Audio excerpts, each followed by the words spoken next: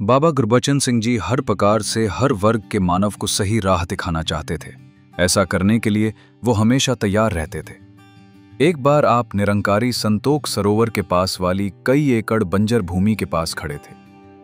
आपने भाई साहब निरंजन सिंह जी को आदेश दिया, इस जमीन को गेहूं बोने के लिए तैयार करना है।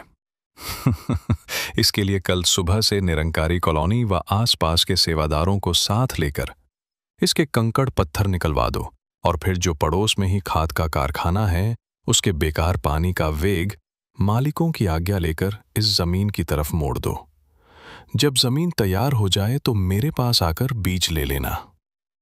भाई साहब निरंजन सिंह जी बड़े हैरान थे कि जिस जमीन को पूसा इंस्टीट्यूट वालों ने बंजर घोषित कर दिया है उसमें बीज बोने का हुक्म आया है। लेकिन साथ ही साथ विश्वास भी था कि यह समर्थ सद्गुरु जो चाहे करके दिखा सकता है।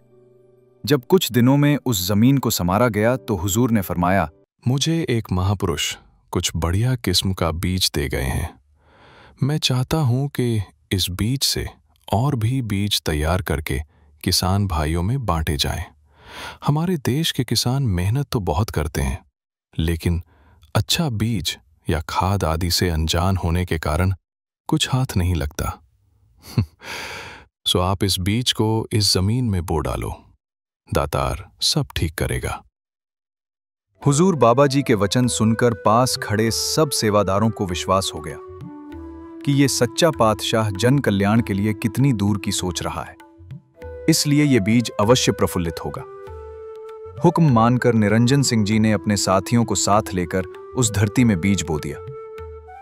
बाबा जी ने उन्हें स्वयं ही ड्रिबलर के द्वारा बीज बोने का ढंग सिखाया ताकि कोई बीज का दाना नष्ट ना हो जाए। दातार की कृपा से ऐसी भरपूर फसल तैयार हुई कि बड़ी बड़ी समझ वाले भी दंग रह गए। जब फसल काट ली गई तो आपने आदेश दिया, इस गेहूं को बीज रूप में जगह जगह बांट दिया जाए। इसे थैलियों में भर दो और समागम के अवसर पर देश के दूर दूर हिस्सों से दिल्ली आने वाले किसान महात्माओं को ये बीज बांट दिया जाए।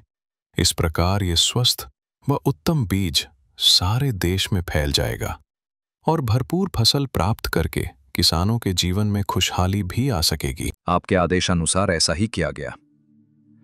इसके बाद तो जो भी कृषि से संबंधित अधिकारी अथवा किसान दिल्ली में आपके दर्शनों के लिए आते, वे इस भूमि और इसकी फसल को अवश्य देखने जाते।